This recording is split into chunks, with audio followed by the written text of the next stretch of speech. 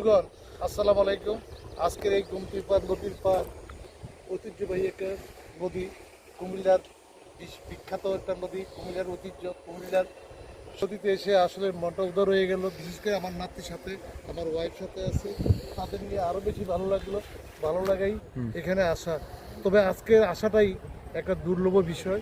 আজকের বিষয়টা হলো আমি এখানে আসতে পেরে আমার যে শারীরিক যে অসুস্থ ছিল সেইগুলি আমি অনেক অনেক লাঘব হয়ে গেছে। আমার মনে হয় আজকে আপনি আর মেডিসিন খেতে হবে না, ওষুধ খেতে হবে না।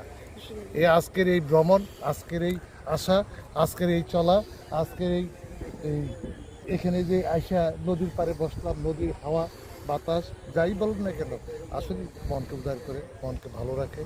তো বন্ধুগণ, আপনারা যদি পারেন একবার গুমতি পাড়ে আসবেন। আইসা আপনাদেরকে নিমন্ত্রণ করা হলো, আপনারা আসবেন, গুমতিকে দেখে যাবেন। গুমতির এখন আর যৌবন নেই, গুমতি এখন শুকনো অবস্থায় আছে। হ্যাঁ, তার এই তারও খুব অচল অবস্থায় আছে, সে তার খরস্রোতা নাই। তো না থাকাও একটা সৌন্দর্য, না থাকার যে চতুর্পাশে চতুর্দিকে যত কিছু আছে সব কিছু সৌন্দর্যের অধিকারী গুমতি, সেই গুমতি আমাদের এই গুমতি। আসসালামু আলাইকুম।